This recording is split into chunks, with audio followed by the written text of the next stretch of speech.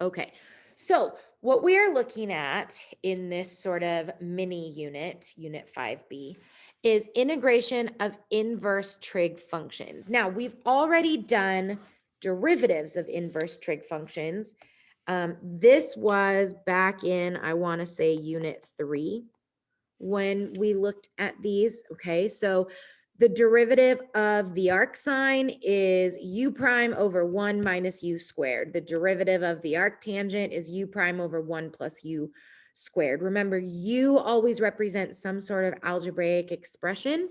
And also remember that arc sine, another way that we could write arc sine of x is to write sine inverse of x like this. It's two different ways of writing the same thing. You'll see them both come up kind of interchangeably. Now, remember that the antiderivative is taking the derivative and working backwards. It's like, if this is the answer, what was the question?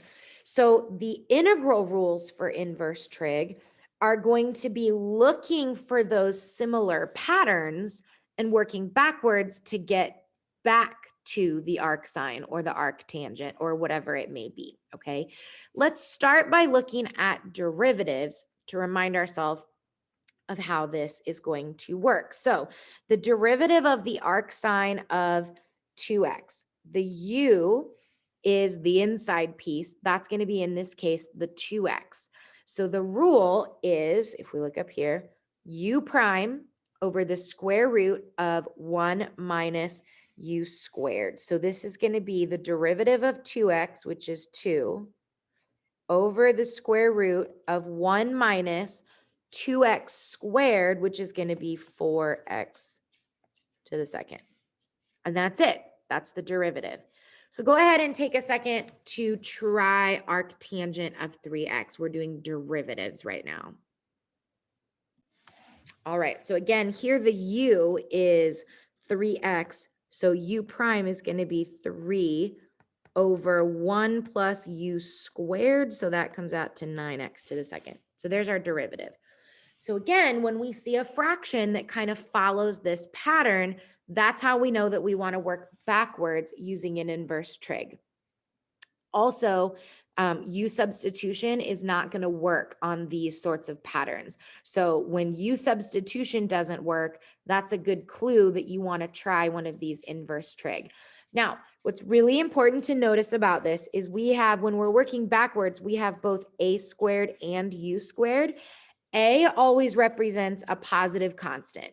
Okay, so like 9 would mean that a is 3. It doesn't have to be a perfect square. If I had 5, then if that was a squared, then that would mean that a would be the square root of 5. Okay.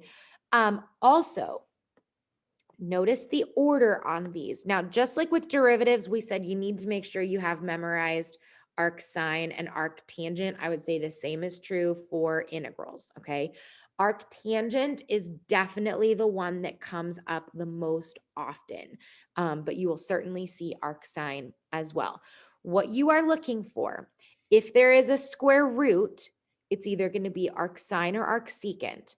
The clue that you have to pay attention to there is the order. For arc sine, it is constant minus variables. For arc secant, it is variable minus constant. And since the order matters with subtraction, that's really important. Tangent is the only one that doesn't have a square root. And a good clue for arc secant is that you have this u expression outside of the square root as well. But don't rely on that, because we're going to see an example where at the start of the problem, that's not there, but it still ends up being arc secant. Okay, so put these on flashcards, add this to your study pile. Let's look at example 2. This is one of each, just kind of straightforward, and then we're going to look at a couple of special cases after that. So if we look at example A, first thing I notice is the square root. So it's probably not going to be arctangent.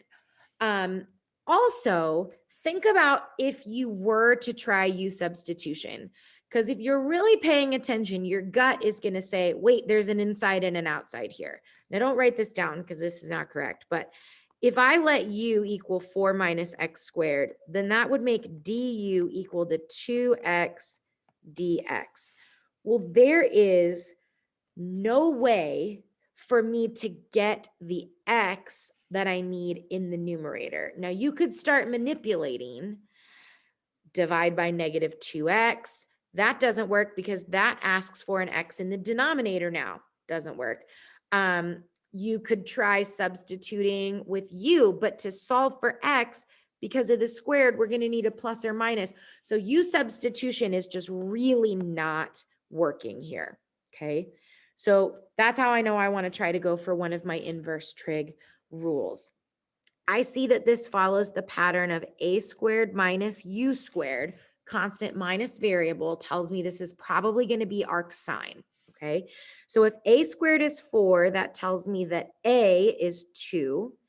And if u squared is equal to x squared, that tells me that u is equal to x, and therefore du is equal to dx. This is a form of u substitution, so we do have to consider the du. We'll see where that comes into play in the next example, but here du is equal to dx, so we don't need to do any adjusting or anything like that. So knowing all of that now, we can make our integral set up to where this is du over the square root of a squared minus u squared, which is the arc sine pattern. Now also notice you could write this instead as 1 over and put the du at the end. That is the same thing. It's just kind of a matter of preference. This is how I personally prefer to write it, because the integral is the beginning and the du is the end, and that's how I prefer to have my integrals set up, but it's not wrong to write it the other way. The rule for this is this comes out to the arc sine of u over a plus c. And we're only getting that because that's what the formula says right here, okay? And now we can put those pieces back together. So what we get is going to be the arc sine of u, which was x, over a, which was 2, plus c. And that is our answer. Okay. Any questions on that?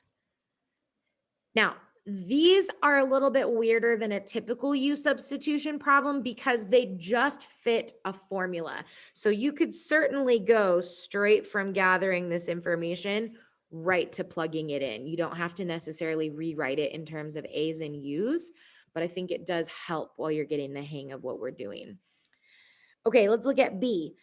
B does not have a square root. So that's a really good clue that we're going to go straight for arc tangent. Now this one, if you try u substitution, a lot of people want to use the log rule here. But once again, you're going to run into the same issues with u and du as we did in the previous problem. So we're going to land on arc tangent. So the constant piece here, if a squared is equal to 2, that means that a is equal to the square root of 2. Okay. And if u squared is equal to 9x squared, that means that u is equal to 3x, and therefore du is equal to 3 dx. Now, this is why paying attention to the du is so important, because we have to adjust for that 3, just like with regular u substitution. So I can multiply by a 3 up here, but I have to also multiply by a 1/3 on the outside, and we will have to carry that through. So what we have now, if we put this in the formula pattern, is 1/3 over 1 over a squared plus u squared du.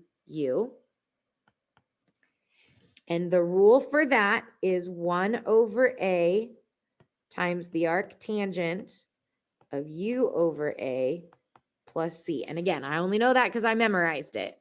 So you got to do the same thing.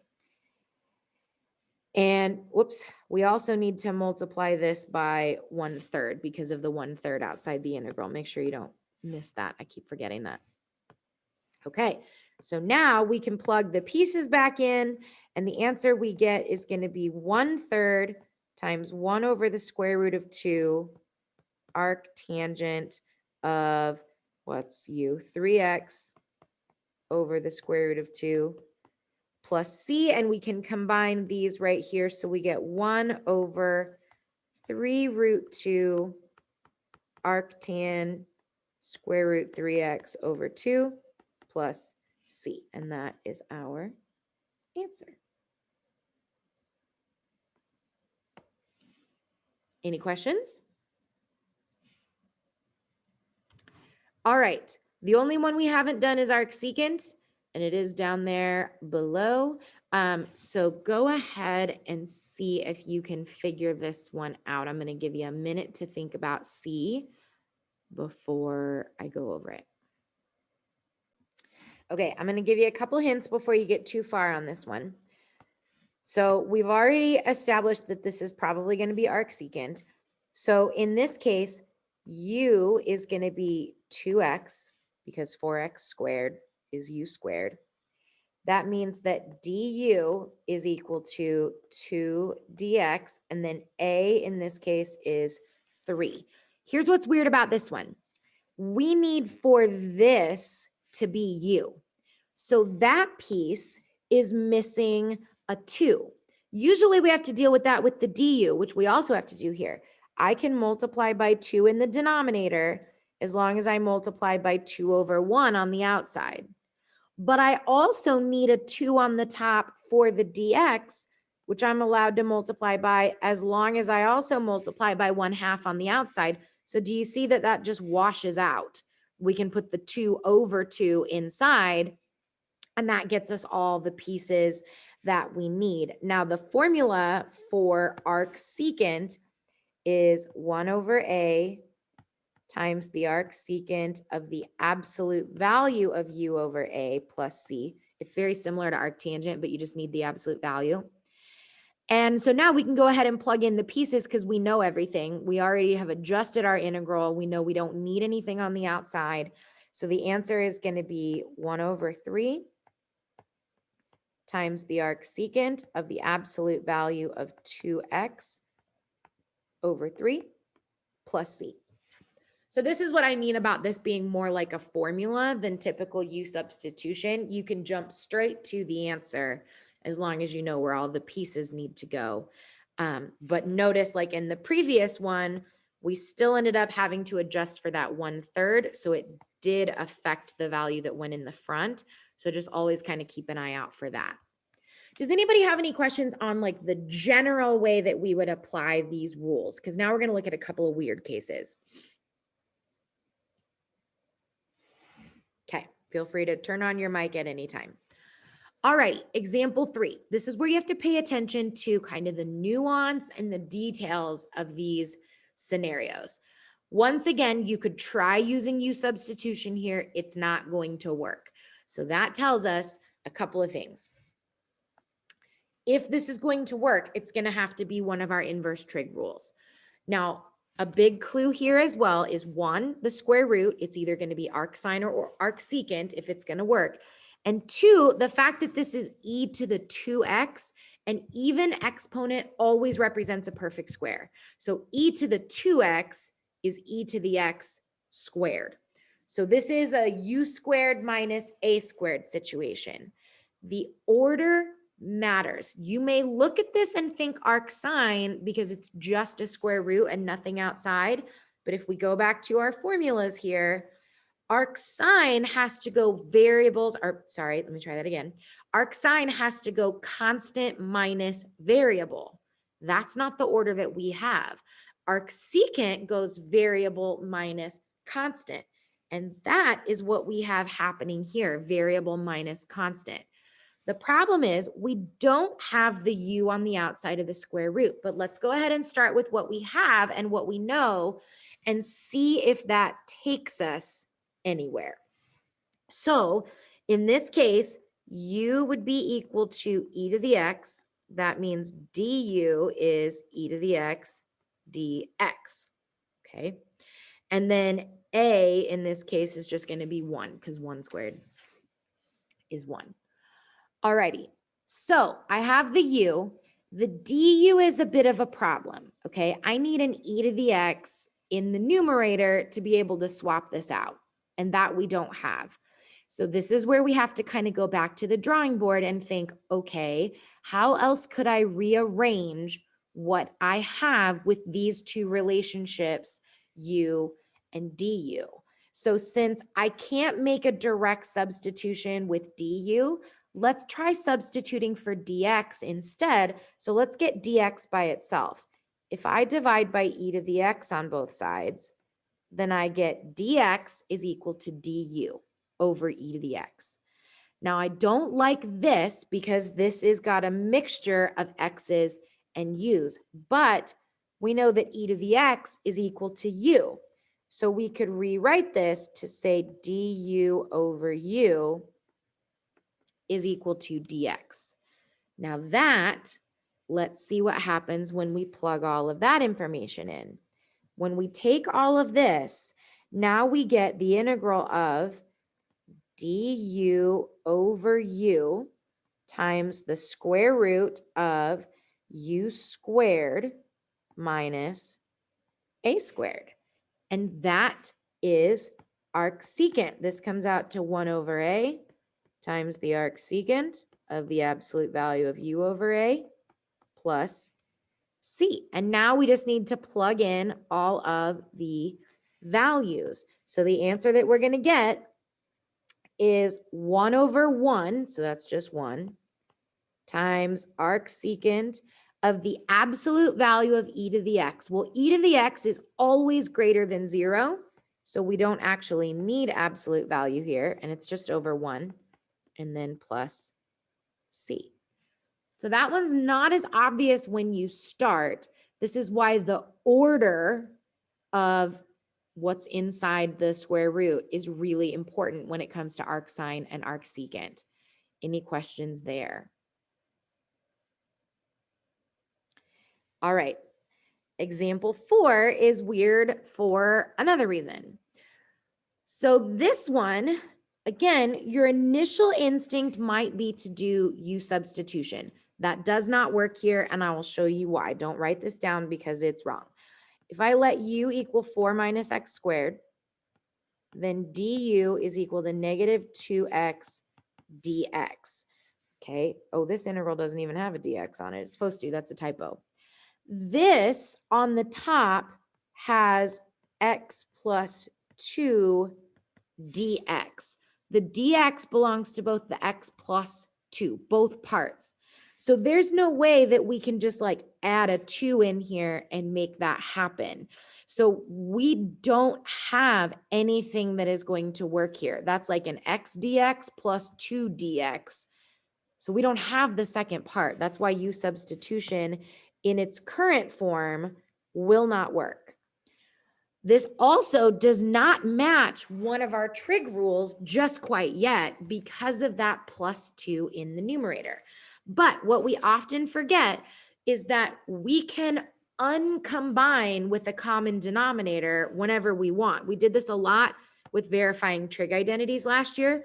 So let's split this into 2 separate integrals. We can say that this is the integral of x over the square root of 4 minus x squared dx plus the integral of 2 over the square root of 4 minus x squared dx. That is a common denominator. So I could put them back together and get right back to where we started. That's absolutely fair game. What I have seen a lot of you trying to do is break apart denominators. That is not allowed. Like 2 over x plus 2, you can't break the x plus 2 apart. But numerators, you always can, as long as you keep the common denominator. The denominator always has to stay together. Now, this works because we can apply 2 different strategies here. The first integral, we are going to use u substitution. So if I let u equal 4 minus x squared, then du is equal to negative 2x dx. Here's our x dx. We need a negative 2, so we multiply by a negative 1/2. That gives us negative 1/2 times the integral of 1 over the square root of u. So that's going to be u to the negative 1/2 du. Oops. that gives us negative 1/2 times 2u to the positive 1/2. The 2's cancel out and we get negative u to the 1/2. So that means that when all is said and done, this is negative square root of 4 minus x squared. That's the first piece of our integral, just using regular u substitution. Now for the second integral, u substitution is not going to work, okay? So we have to try our inverse trig, and this one is constant minus variable. So this is arc sine. So this is in the form of 2 times, that 2 is just a constant multiplier, so I'm going to bring it out. 2 times a squared minus u squared square root du. A in this case is 2, u is x, which means du is just dx. So we don't have to do anything special there. This is going to come out to 2 times the arc sine of u over a. And so all together, this comes out to plus 2 arc sine x over 2. And then don't forget your plus c. So all of this together is what we get when we integrate the whole thing. You have to break it apart into 2 pieces. Does anybody have any questions there? All right. The last thing that I want you to look at today, and I just want you to kind of go to the PDF that's on Canvas and check this out. On number 5 and number 6, there's 3 integrals given. I want you to try to decide the strategy you would use. You don't need to work them out. I did in the notes so that you can see where they go. But what you need to decide is, would it be u substitution? Would it be a specific rule like trig or something else? Or is it not possible? There are going to be lots of integrals that are impossible for us to do by hand, okay? So for each one of these, A, B, and C, example 5 and 6, one of them is not possible. The other 2 are. So I want you to take the time before you start working on the homework tonight. You can open up the blank copy and think about this on your own. See if you can at least decide which one is not possible, because understanding why these rules don't work is just as important as understanding why they do. And then see if you can decide your strategy there, because that's what we're going to be focusing on this week.